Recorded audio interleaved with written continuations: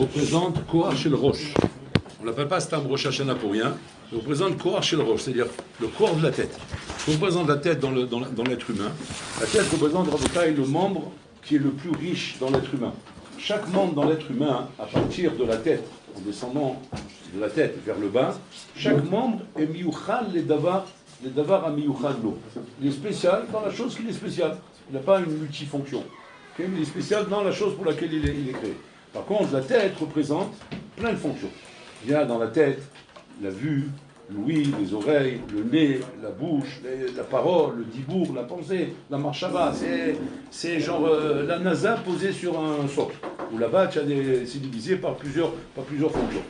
Donc, Rosh Hashanah, Kaviachol, à Mavdil, si on la compare au corps humain, représente la tête. Et comme la tête chez l'être humain est Kaviachol, un merkaz, chez le Kol Adam, c'est merkaz chez le Kol Adam. C'est-à-dire que quand tu veux savoir un bonhomme, tu veux connaître un bonhomme, tu veux fréquenter un bonhomme, c'est par rapport à sa tête que ça se passe. C'est pas par rapport à ses mains, pas par rapport à ses pieds, pas par rapport à son corps. Tu vas dire, ouais, moi je l'ai cerné, j'ai vu ses pieds. Je l'ai cerné, les pieds, c'est les pieds, ça peut rien dire les pieds. Oui, mais j'ai vu ses mains. Bon, ok, il a des mains grosses, ça va. C'est pas parce qu'il a des mains grosses, ça veut dire qu'il est comme ça ou comme ça. Après, mais la tête, par contre, je l'entends parler. Je vois comment il regarde, je vois comment il écoute, je vois comment il fait. Ah, là, je commence à le cerner. Donc, c'est la tête qui me sert à cerner parfaitement la personne que j'ai en face de moi et qui donne à la personne toutes les capacités qu'il a. Un homme se projette par rapport aux éléments de la tête. Il ne se projette pas par rapport aux éléments des pieds. Même quand un homme est marqué, il veut arriver à aller très haut. Ça dépend avec quoi il veut aller très haut. S'il veut aller très haut avec ses pieds, il n'ira pas très haut. Il ira au maximum au sommet des montagnes. Avec ses pieds, c'est là qu'il peut aller au plus haut. Avec ses pieds, je parle. Pas avec un avion, une fusée, quoi. Avec ses pieds, maximum au sommet des montagnes. Par contre, avec sa tête, il peut arriver jusqu'au Kisakavod.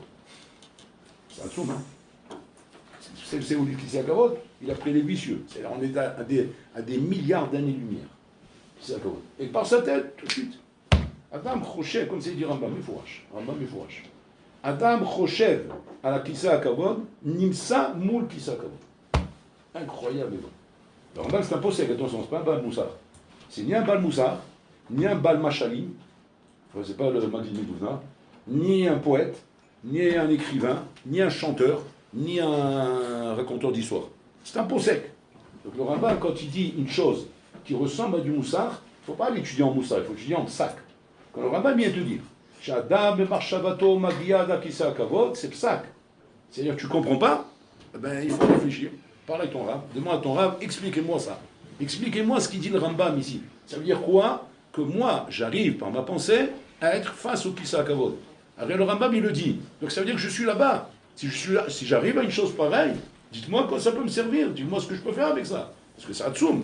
Sinon, moi, je dois le prendre dans la lettre. Parce que tu pourrais dire, mais non, c'est une image, c'est une parabole, c'est un machal, c'est un truc. C'est vrai que si j'avais lu ça dans Rav Dessler, j'aurais lu ça dans Sifte Chaim, j'aurais lu ça dans un Sefer Moussa, tout ce que j'aurais dit, c'est un machal. C'est une façon de te faire comprendre qu'on pense à Hachem. Ok. Mais quand je vais t'expliquer maintenant que la pensée, les maasés, t'amènent concrètement devant la chose, c'est un psak, ça veut dire que c'est comme ça le pshat. Je comprends pas ce que ça veut dire. Ça veut dire quoi? Alors regardez ce que ça veut dire. On va essayer de comprendre. Rosh Hashanah, de la même manière que ta tête te projette là où tu penses, de la même manière Rosh Hashanah te projette face à la chose qui est l'enjeu de Rosh Hashanah. Je vais expliquer un peu plus. C'est quoi l'enjeu de Rosh Hashanah? À Rosh Hashanah, Boréolam a créé l'homme. Le monde a été créé depuis Kaf Eb et Kislev. Il n'a pas été créé le jour de Rosh Hashanah. Depuis Kaf Eb, c'est Yom Rishon, Yom Sheni, Yom Sheni, on arrive le jour Yom HaShishi, où là, l'homme est créé, c'est Rosh Hashanah, par rapport à Elul, qui a été le talir pour arriver à la création de l'homme. Et Boréolam a choisi ce jour-là pour être le Yom Adin. Pourquoi ce jour-là? Parce que c'est ce jour-là que l'homme avait comme tafkid, comme mission, de faire régner Hachem, de proclamer le règne d'Hachem, et le monde aurait été fini. C'est ça le plan du monde. Le plan du monde, c'était pas ce que vous voyez aujourd'hui. Ça, c'est Bédiarabat. Mais le plan du monde, c'était ça là-bas. Adam Rishon, il comprend en lui toutes les Neshamot d'Am Israël, les 600 000 Neshamot, qui sont à l'intérieur de lui, puisqu'il regroupe toutes les Neshamot. Et cet homme inimaginable, ce phénomène de la nature, qui est la création d'Hachem, qui est d'une taille inimaginable, d'une grandeur inimaginable, d'une puissance inimaginable, d'une toucha inimaginable, à tel écart que les malachim ils se prosternaient devant lui, tellement qu'ils voyaient ici un phénomène. C'est normal, c'est la création d'Hachem. Hachem l'a fabriqué avec ses mains, ma vie. Ouais, donc c'est la création d'Hachem. Donc ce n'est pas une bria qui est sortie du ventre d'une femme, c'est une bria de la main d'Hachem. Et cet homme-là, Adam Arishon, était censé faire tout le tikkun du Olam. C'est-à-dire, Mamliach Kadosh Baruch Hu, par quoi? Par l'ordre qu'on lui a donné de ne pas manger du Esada. Et en respectant cet ordre-là, Shabbat serait rentré. Shabbat représente l'entrée à Olam Abba. Et tout de suite, le monde aurait été réparé. Okay? Le Mashiach, il serait venu. Bénigman Rassipour. Bénigman Rassipour. Bon, ça, c'est une souga. Pourquoi le Mashiach doit venir là? Ça, c'est une souga en soi. On développera. En tout cas, le monde aurait été réparé. Bénigman Rassipour. Malheureusement, le plan a été remis en question par le Nahash. Nahash, il est venu. Il a tenté Hava.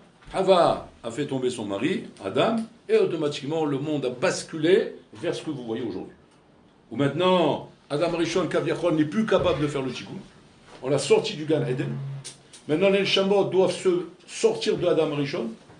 Elles doivent être mises la bêche des goufim dans des corps et s'occuper chacune du travail que normalement Adam Rishon aurait pu faire tout seul, chacune de faire le travail par rapport à chaque Neshama, le tafkid qu'on va lui donner.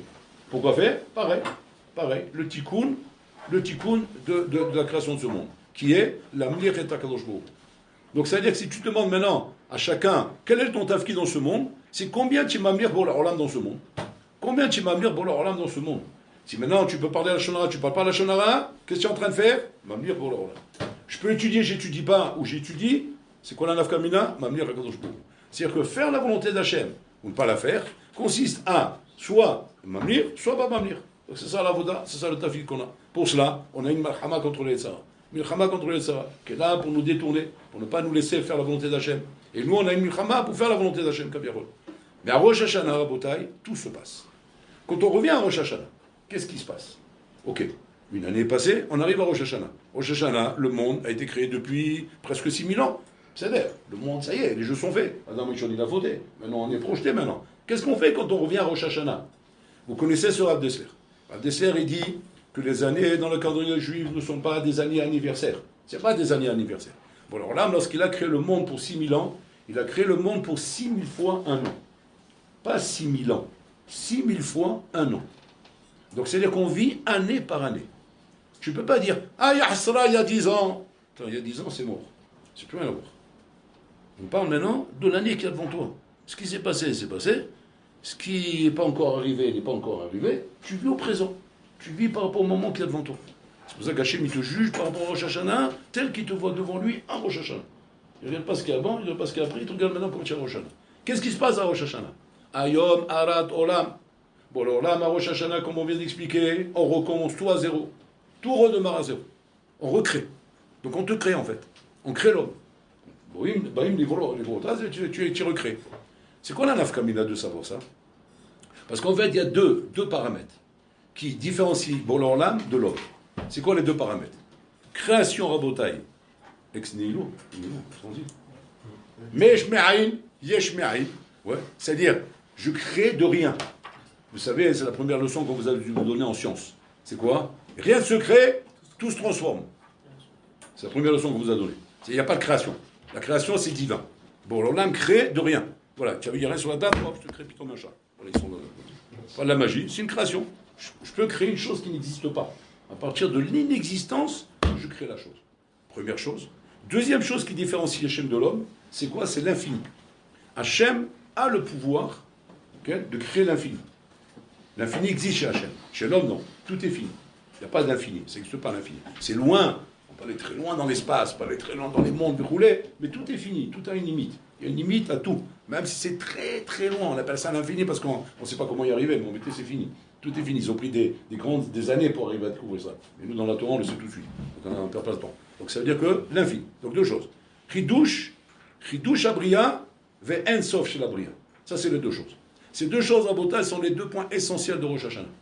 Quand un homme, il a compris ça, que je vais maintenant me rencontrer à Rosh Hashanah, où là-bas, je vais me retrouver avec ces deux paramètres essentiels qui sont Chidush HaOlam et En Sof. Maintenant, je dois savoir que maintenant, tout est entre mes mains pour pouvoir mâche réaliser et construire ce que moi je rêve de construire. De quoi un homme il rêve en Bretagne? Un bar Yeshiva, il arrive à Yeshiva. De quoi il rêve? Il rêve de tout, il rêve de devenir le gadol ador. Il rêve de, comment dire, de pouvoir comprendre toute la Torah. Il rêve de devenir matmid. Il rêve d'arrêter d'être aslan. Il rêve d'avoir irat shamayim. Il rêve d'avoir bitachon, imuna. Toutes ces choses-là en Bretagne, qui sont des choses, que tu vois toi-même, que tu as des lacunes. Tu as des lacunes dans ces domaines. Tu as des lacunes à cause de ta financie, tes tavot, tes nyanim, roulé. Tu n'es pas en train d'avoir, tu n'as pas tous les kelim kaviachol que si tu les avais, tu pourrais être au top niveau. Tu n'as pas tous les kelim. Elle est raccord la kelim. Mais là, la question elle est comme ça. Comment on fait quand on n'a pas les kelim? On n'a pas les kelim pour servir Hachem. On voudrait étudier tout, on voudrait emmagasiner tout, on voudrait retenir tout, on voudrait être matmid, on voudrait être amoureux de la Torah. Rien que j'ouvre le livre, je ne veux plus me séparer d'elle. Je ne ressens pas comme ça. Au bout d'un moment, ça me fatigue. Au bout d'un moment, j'ai envie d'aller ailleurs. Au bout d'un moment, j'ai envie de promener. J'ai envie de voir ce qu'il y a dans le monde. Je me sens privé quand je m'enferme dans un Beth Midrash. Et je sais qu'il y a tellement de belles choses dans le monde. Je sens une privation de ça. Comment je fais pour ne pas sentir de privation? Ça, Rabotai, c'est ce qu'on appelle des kélim. Bon, alors là, donne des kélim pour ça. Tous les sadikim que vous voyez, Rabotai, enfermés dans leur chambre en train d'étudier, et qui ne connaissent même pas le monde, ne croyez pas qu'ils se privent. Ils ne se privent pas, Rabotai. Ils sont heureux. Les gens, ils regardent avec peine. Oh, les pauvres, ils sont enfermés, ils n'ont rien à trouver. C'est à cause ça ressemble à un malade qui a une pharmacie chez lui à la maison tellement il a besoin de médicaments. Alors allez-nous. Et ce bon-là, un jour, son copain, il l'a invité à la maison. Il est venu chez lui à la maison. C'est le réflexe humain. Le réflexe humain, c'est la chose qui t'est essentielle dans la vie. Tu cherches où elle existe chez l'autre. C'est comme ça le réflexe humain. Donc le bonhomme, tout de suite, oh, j'ai de la peine pour toi. Qu'est-ce qui se passe? Tu n'as pas de médicaments à la maison. Il dit, tu es fatigué ou? J'ai de la peine que j'ai pas de médicaments à la maison. Mais au contraire, tu ne fais pas rien là. Tant mieux que j'ai pas de médicaments. C'est moi, pour toi, que j'ai la peine que tu as des médicaments à la maison. À Mavdil, c'est la même chose. Un bonhomme, il rentre chez toi. Oh, j'ai de la peine pour toi, tu n'as pas de télé. C'est moi qui ai de la peine pour toi. Tu es malade, il faut une télé. Moi, j'ai besoin de télé. Quoi? Tu n'as pas besoin de télé? Tu vis dans ta maison avec ta femme et tes enfants, et il n'y a pas de télé? Mais qu'est-ce que tu fais toute la journée? Mais c'est d'Arbas. Vous allez vous tuer. Vous allez vous entretuer dans la maison. C'est pas possible. Il faut une télé. Il faut un ordinateur. Il faut un iPhone pour aller voir Internet. Il faut aller voir des trucs. Il n'y a rien de tout ça. Rien. Wow. Tu veux qu'on se cotise, on s'achète? Mais je veux rien. Garde-le pour toi, ça. Le recette à ton email. C'est exactement comme des médicaments en bouteille. La question est de savoir comment on peut croire une chose pareille. Qu'il peut exister des bonhommes dans notre génération à nous en bouteille, qui vivent chez eux à la maison, sans télé, sans ordinateur, sans iPhone, sans Internet, sans WhatsApp, TikTok, TikTok, clic-clic, clac. Il n'y a rien. Rien. Qu'est-ce qu'il y a là-bas? Il y a une sifria avec des sifra Kodesh. Tu as du temps, tu ouvres un livre et tu dis jusqu'à quand? Ben, jusqu'à que tu en as marre et tu vas dormir. Et après, tu te lèves. Et après, tu étudies. Et après, tu te lèves. Et après, tu étudies. Et après, tu te lèves. Et après, tu te lèves. Et après, tu continues. Tu vas dire, mais pendant cher homme, un homme, il peut trouver un plaisir dans une vie pareille. Au point, je la pousse loin. On n'est pas là-bas, attention, on n'est pas là-bas. N'ayez pas peur, je ne suis pas en train de vous dire, qu'est-ce que bande de parler? Non, on n'est pas là-bas. On n'est pas là-bas, on est obligé de dire la vérité. On est obligé de dire la vérité, juste ce qu'il est censé avoir. C'est-à-dire que, normalement, tu n'as besoin de rien. Ni vacances, ni loisirs, ni sport d'hiver, ni foot, ou alors rien. Ni pizza. Non, pizza, oui. Rien du tout. Tu as besoin de quoi? Pas de varmer l'artochal, varel tishan, maïm amsola tishte, vechayet sar tichye. Car zita, ashrecha baolam hazeh veto baolam haba. Quand les Chazal ils disent ça, je vous pose une question. Ils savent ce qu'ils disent ou bien ils ont pété un câble? Pas de varmer l'artochal. Et du pain et du sel. Du pain et du sel. Pas de varmer l'artochal. Ve'maïm bamsola tishte, pas de coca. Maïm, de l'eau. De l'eau, avec mesure. Vechayet sa'ar tichye. Et tu dois apprécier la vie de privation. La vie de privation. Tu dois apprécier ça. Ça souvent. On peut arriver à ça. Mais c'est impossible. Le Olam ne nous laisse pas ça. Le Olam nous propose trop de loisirs, trop de distractions, trop de choses, rabotailles, qui nous donne l'impression que quand on ne s'intéresse pas à ça, hein, mais on se prive. On vit un enfer. On vit dans un guéhinam à Botaï. Donc il n'y a rien à faire à Botaï. Quand on est condamné à vivre à Botaï, à être mamash tovel vesheres beyado. C'est ça ce monde, on est condamné à ça. En essayant de se trouver des mots terres pour dire non, c'est pas un sheres, il est kacher, il a l'âge de Rav Mahfoud. Habib, dis ce que tu veux, en entendant c'est un sheres. C'est vrai qu'il est bercher, comme une fois il avait dit Rabbi Elazar ben David. Il dit on a réussi aujourd'hui avec les Herchérim à rendre Tel Aviv bercher. Comment est-ce que ça veut dire? C'est même Tel Aviv maintenant du bercher, ça reste Tel Aviv. On ne parle pas de ça en Bretagne, on ne parle pas maintenant si c'est kacher ou pas. Pardon que c'est caché, tu n'es pas un arabe, non, tu vois que c'est caché. Le problème c'est quoi? Le problème c'est que, est-ce que tu as compris que Hachem, quand il a créé ce monde, il a créé dans une matara, dans un but? Quel but? Le but que ce soit Hachem le roi. C'est lui le roi. Tu as vu comment tu as Rosh Hashanah à la synagogue? Voilà, il faut que ce soit comme ça toute l'année. Mais ça tu peux pas. La question est de savoir comme ça. Et on peut faire quelque chose pour ça?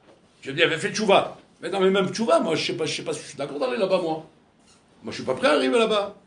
À Rosh Hashanah, Habibi, on te donne l'équilibre. Rosh Hashanah, si c'est ça que tu veux, on te crée comme ça. Et à ce moment-là, qu'est-ce qui se passe? Je suis l'homme le plus heureux du monde. Je suis heureux là-dedans. Tu vois que quand tu vas voir les sadikim en Botaï, qui sont constamment dans leur OL, dans leur tente là-bas, tu vois qu'ils sont malheureux, tu vois qu'ils souffrent de ne pas voir le foot, ils souffrent de ne pas aller au cinéma, ils souffrent de ne pas écouter de la musique, ils souffrent de ça. Au contraire, ils vont te dire, je suis libéré, je suis un Ben Horin, je suis libéré de tout ça. J'ai plus besoin de ces choses-là. Ça, c'est des choses que c'est des besoins qui ont été créés par la société. Et que ces besoins sont devenus chez toi, à Rabotaï, au début des plaisirs, mais à la fin des besoins. Et tu ne peux plus t'en passer. Et c'est ça la Maka à Rabotaï. Maintenant, la Maka, elle peut être résolue ou pas? Oui, à Rosh Hashanah.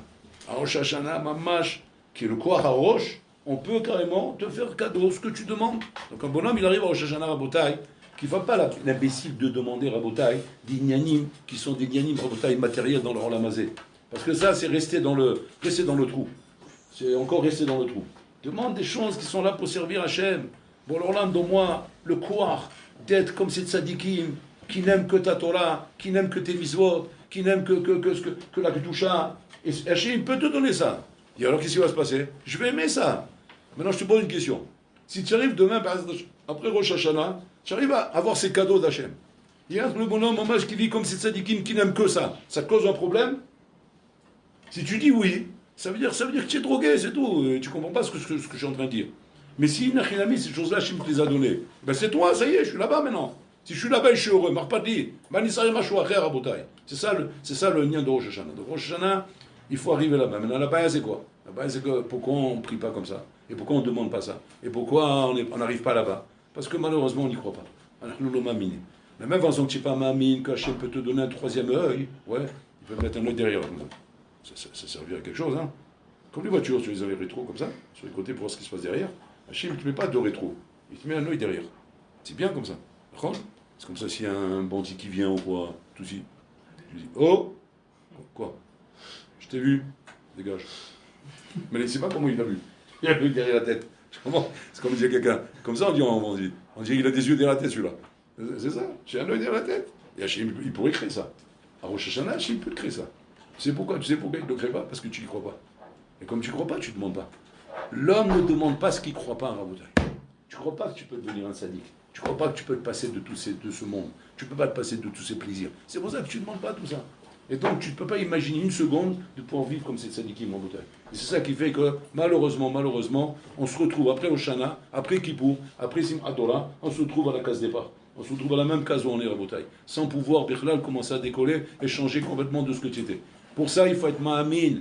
Hachem yachol livro otra michadash. Il peut te recréer, ben sof, ben hidush gamour. Mamash hidush gamour. Faire de toi un autre homme que toi-même tu ne reconnais plus. Tu ne sais même pas, Bichlal, que cet homme-là, il a pu exister. Quand vous posez la question, d'où ils sont sortis les sadikim? D'où ils sont sortis les gdolim? De Rosh Hashanah. C'est à Rosh Hashanah qu'il est sorti Baba Saleh. C'est à Rosh Hashanah qu'il est sorti le Khatam Sofer. C'est à Rosh Hashanah qu'il est sorti le Chavetz Chaim. Ils ne sont pas sortis d'ailleurs à Botaï. C'est là-bas qu'ils sont sortis. Un exemple dans la Torah. Un exemple au Botaï qui est l'exemple parfait dans la Torah. Sarah Imenu. Quand c'est que Sarah Imenu à Botaï elle est tombée enceinte? Après ça? Non. À Rosh Hashanah. Un coup sur deux. Faites vos jeux. C'est à Rosh Hashanah qu'elle est tombée enceinte. Maintenant tu vas me dire, c'est par hasard. Ouais, c'est par hasard. Ben, son mari est parti avec elle, elle est tombée enceinte à Rosh Hashanah. Et puis tombée en plus ça. Il n'y a pas de hasard, Habibi. Il était impossible qu'elle tombe enceinte, Sarah. Impossible. Sarah, c'est un androgynos. Tu comprends? C'est pas genre stérile, compliqué. Androgynos. Vous comprenez ce que c'est un androgynos? Androgynos, c'est une mine, c'est un mine, c'est une création spéciale qui n'est ni un homme ni une femme. Donc, elle ne peut pas tomber enceinte. Elle n'a pas la maléchette pour tomber enceinte. Elle n'a rien. Ni les règles, ni rien du tout. C'est un androgynos, spécial. Et cet androgynos-là, ben, c'était la femme d'Abraham Avinu. Abraham Avinu, Baruch HaKodesh, il a vu qu'il fallait qu'il se marie avec elle. Quand lui, il a vu que 10 ans sont passés et qu'il n'y avait pas d'enfant, donc il a mis Agar. Donc il s'est dit, bon, peut-être c'est avec Agar que je vais avoir un enfant. Et elle est là pour être Kaviachol, à Keret Abaït. Parce que Baruch HaKodesh, j'ai vu qu'il fallait que je se marie avec elle. Jusqu'au moment où Hachem lui dévoile, qui Bessara Ikare Lechazera. Waouh! Abraham Avinu, il est scotché. Maintenant, nous, quand on voit qu'il est scotché, pourquoi? On se dit, bah, parce qu'il est vieux. C'est pour ça qu'il est scotché. Mais pas du tout. Il est scotché avant tout parce qu'elle est androgynos. Il se dit, attends, je me suis marié avec un platane. Ouais. Comme celui qui a voulu se marier son vélo, il est parti chez le maire de New York. À la mairie, là-bas, on s'inscrit, on fait les dossiers de mariage. C'est à la mairie, là, ils font les dossiers de mariage. Il faut s'inscrire pour se marier. Alors, il y a le mariage civil, et après, il y a le mariage religieux. Donc lui, il est parti à la mairie pour se marier. Alors, il est arrivé à la mairie avec son vélo, comme ça. Alors, il y a le maire là-bas avec le bandeau comme ça, le drapeau américain, comme ça, il est là debout. Oui, monsieur, où est la Kala? Il dit, vous me vexez. Je te vexe de quoi? Je lui ai demandé où est la Kala. Et vous la voyez pas? Toi, tu vas pas me dire que c'est ton vélo. Alors vous me vexez vraiment. Je suis amoureux de mon vélo. Mon vélo, c'est ma Kala. Et je veux que vous vous mariez. C'est une histoire vraie ce que je vous raconte. Hein.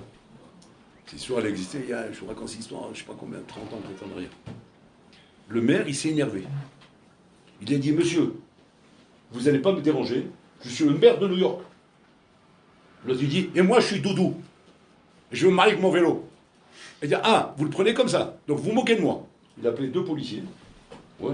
Ils l'ont sorti du bureau, et l'autre en train de hurler avec le vélo. Ils sont sortis tous les deux, avec le vélo, ils ont jeté dehors. Le bonhomme, qu'est-ce qu'il a fait? Ni une ni deux, il a fait un procès contre le maire de New York. Vous savez que l'Amérique, c'est les champions des procès. Vous connaissez ça? L'Amérique, c'est si tu veux faire des procès qui te rapportent de l'argent, va en Amérique, passe un mois là-bas, trouve une combine, quelque chose, n'importe quoi. Genre, tu es rentré dans le lampadaire. Ouais, tu es rentré dans le lampadaire, tu fais un procès contre la mairie, pourquoi le lampadaire il m'est rentré dedans? C'est Sodome et Gomorre l'Amérique, c'est un doux. Hein. Et tu vas gagner $1 million. Je ne plaisante pas, vous allez demander assez que vous voulez, vous allez voir. Donc le bonhomme, qu'est-ce qu'il a fait? Il a dit, ah bon? Donc il regarde de loin comme ça, parce qu'il y a les bonhommes qui le videur qui le sort. Le maire, il est derrière, lui, il regarde de loin comme ça. Tu vas, oui, tu vas, quand je... Bon, il est plus... Il est sorti. Bon, le maire, il a des années-lumière de croire qu'il va lui faire des problèmes, celui-là. C'est un fou. Avec un vélo, qui va l'écouter à ce moment-là? Il a fait un procès au tribunal. Il a amené des avocats, ils ont fait un procès, ils ont amené le maire. Il a gagné le procès, le bonhomme. Pourquoi? C'est la liberté des mœurs. Nous sommes dans un pays libre. Donc ce monsieur veut se marier avec son vélo, vous le mariez avec son vélo. Il n'y a pas de raison, il ne représente pas de symptômes débiles mental. C'est comme ça, voilà. Il vaut mieux ça, d'ailleurs, que se marier avec une chienne ou un truc comme ça. Bon, même ça, il faut faire attention, la prochaine fois, il faut accepter tout. Il a fait un procès, le bonhomme, en bouteille. Ils ont fait un knas à la horde d'$1 million. Ouais. Et ils ont failli à bouteille, lui faire perdre sa place de maire. Si c'est pas que le bonhomme, il a demandé pardon, il s'est mis à genoux, il a demandé pardon, mais la prochaine fois, je te marie avec le vélo. Je danse devant la Hatan et la Kala, Ketsal Meradim, l'Ifna Kala, l'Ifna vélo, t'inquiète pas, je fais la totale. Laisse-moi tranquille. Ça, c'est pour te dire à Botaï, pour te dire le shigaon qu'il y a dans ce monde à Botaï, où est-ce que. Maintenant, je vous ai amené ça pour vous dire quoi? Que Abraham a venu quand on lui a dit, tu vas avoir un enfant avec Sarah. C'est comme ce bonhomme lui dire tu vas avoir un enfant avec ce vélo. Tu me mets avec le vélo, c'est une chose, mais avoir un enfant, ça commence pas. Mais imagine-toi que Hachem il parle, ma vie, excusez-moi de la comparaison, mais c'est pour que vous compreniez bien. Hachem Pitom, il lui parle au bonhomme là, ce Jojo là. Il dit allô Jojo, il est ni. Bah vélo shelcha ikare lechazera. Oh, allez, là je peux me tuer, je peux m'étouffer là. Là je m'étouffe. Un enfant avec le vélo. C'est exactement comme ça qu'Abraham a vu. Un enfant avec ça. C'est un androgynos. C'est impossible. Un dans casé. Et pas seulement que c'est impossible, en plus elle est âgée. Elle a 90 ans. 90 ans, androgynos. Et quoi encore? Mais par où il va sortir? Elle va tomber enceinte quoi? Du front? D'où tu veux qu'elle tombe enceinte? Par où elle est enceinte de quoi? Où il va sortir? Où tu veux que je pense ce bébé? Par où il va sortir? Où je le porte? Par où il va... Et regardez le Nisayon, parce qu'Abraham a vu nous, si jamais il rigole, il va voler. Bon, allez. Parce que Sarah, elle a un peu rigolé. Elle a un peu rigolé. Il y a quand je vois la makom. La mazette Sahaka Sarah. C'est dur de ne pas rigoler en vrai. C'est dur, regarde, on rigole. C'est dur, tu es une femme de 90 ans, en Guinoise, tu vas tomber enceinte, mais dis ça à ta grand-mère. C'est pas qu'elle va rigoler, elle va t'insulter. Je vais te faire une clara sur place, elle va te transformer en grenouille tout de suite. Tu rigoles quoi? Petite pailleuse, tu te moques de ta grand-mère? Tu dis que ta grand-mère a un bébé? Attends, je vais t'appeler ton père, tu vois de quel bois je me chauffe. Tu rigoles quoi? T'éclates. Je te moque d'elle. Et c'est bien ricané. Et pour l'homme, il dit la mazette Sahaka Sarah. Aïpalé ma chaîne d'avant. Est-ce qu'on peut être étonné de ce qu'Hachem il peut faire? Et là, ils sont calmés tout de suite, ils ont compris. Il n'y a pas de pélé. Pour l'homme peut tout faire. Pour l'homme, à Rosh Hashanah, il peut te rendre à toi, Gadolador. Il peut te rendre à toi d'être amoureux de la Torah comme jamais tu as pu être amoureux, autant même du ballon. Parce qu'aujourd'hui, tu es amoureux du ballon, d'accord? Tu vas être amoureux de la Torah au point que tu voudras plus rien faire. Tu voudrais dormir, manger, oui, avec la Torah. C'est possible une chose pareille? Ouais, tu peux devenir le bichimon de Balakron. Le truc, c'est quoi? C'est qu'il faut y croire. Il faut y croire. Abraham Avinu, il a cru. À Sarah et Melou, elle a cru. Bon, maintenant, on y croit, mais les gens, ils veulent voir. Parce que les gens autour, bah, ils y croient pas, eux. Mais eux, ils y croient. Et lui, il dit deux. Sarah et Melou, elle tombe enceinte.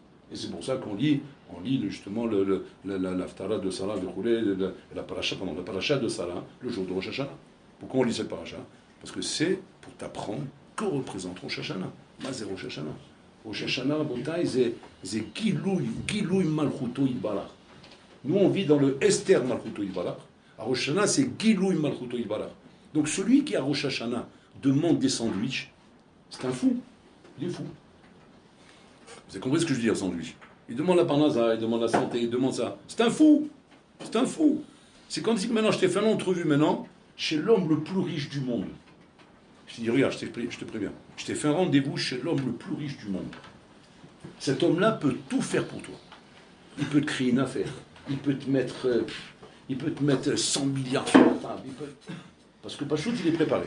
Que je t'ai fait ce rendez-vous, tu vas débarquer chez lui, ce que tu demandes, il te donne. Mais tu te rends compte ou quoi? Tu sais ce que tu dois faire normalement? Avant d'arriver chez lui, tu vas d'abord, Bichlal, t'asseoir avec 4 conseillers financiers, avant d'aller chez lui, et tu vas leur dire, dites-moi un conseil, qu'est-ce que je demande? Mais tu sais pourquoi il faut te conseiller? C'est pourquoi? Parce que tu es un pauvre, tu es un anidat, tu es un anibedat. Et tu n'as même pas idée que tu peux demander autant. Tu n'as même pas idée, c'est pour ça que tu ne demandes pas. C'est pas que tu ne demandes pas parce que tu n'es pas mamine. Et tu ne demandes pas parce que tu t'es défoncé du cerveau. Tu comprends? Parce que tu t'es habitué pour chez toi. Avoir une raquette de tennis, c'est être l'homme le plus riche du monde. Avoir un pantalon de Zara, c'est l'homme le plus riche du monde. Avoir un costard Hugo Boss, c'est l'homme le plus riche du monde. Il y a d'autres richesses, mon coco. Il y a d'autres beautés dans le monde. Il y a d'autres choses derrière lesquelles tu peux avoir dans ce monde. Ne te laisse pas impressionner par ce que le monde te propose. Le monde, ce qu'il te propose, c'est ce qu'il a. C'est ce qu'il a à te présenter. Le Tzara, il n'a pas plus que ça. C'est déjà pas mal ce qu'il a. Attention, c'est du gros calibre. Mais c'est la rigolade. C'est la rigolade. Borlolam, il peut donner un enfant un andolginos. Tu entends ce qu'il peut faire Borlolam? Il y a Rosh Hashanah, il peut te le donner, cet enfant. S'il peut donner un enfant un andolginos à une femme de 90 ans et un homme de 100 ans, imagine-toi ce qu'il peut faire avec toi, Borlolam. Seulement, le problème, c'est que tu n'ouvres pas la bouche. Atalo mevakesh. Atalo doresh me Borlolam. C'est ça la paria. Toutes les chamas avant de venir dans ce monde, Rabotai, toutes les chamas, avant de venir dans ce monde, Borlolam, il a montré à la Neshama ce qu'il attendait d'elle. Il dit voilà ce que j'attends de toi. Et après ça 20 ans, je te récupère et c'est sur ça que je vais te demander des comptes. Pourquoi tu n'as pas fait ce que j'attendais de toi? Et le bonhomme, il vient dans ce monde, le Sarah, il vient, boum, il met un coup ici, il lui fait oublier tout. Parce que dans le vent de la mer, il savait ce qu'il devait faire. On lui a montré ce qu'on attendait, il savait tout. Une fois qu'ils sont dit, on lui a mis ça. Maintenant, la païa, c'est quoi? Comment je vais faire? À Rosh Hashanah, il faut une achinami, demander à Boré Olam, aide-moi. C'est pour ça qu'on demande à Rosh Hashanah, Kolvenu, Besefer Sadikim, Besefer Hasidim, Besefer Yeshamaim. Ça, tu es devenu fou, quoi. Mais attends d'abord de faire tchouva, que je suis en train de parler, Sefer Hasidim, Sefer Hasidim. Tu sais ce que c'est Hasidout? Hasidout, c'est pas, je parle pas Hasidout, les Hasidim qui dansent avec leur pérote. Je parle pas de ça, moi. Ça, c'est des clowns, ça. Moi, je te parle des vrais Hasidim. Le Hasidout qui est marqué dans le Messiat Yesharim. Mais c'est le niveau, c'est le top niveau de ce que tu peux atteindre dans ta vie.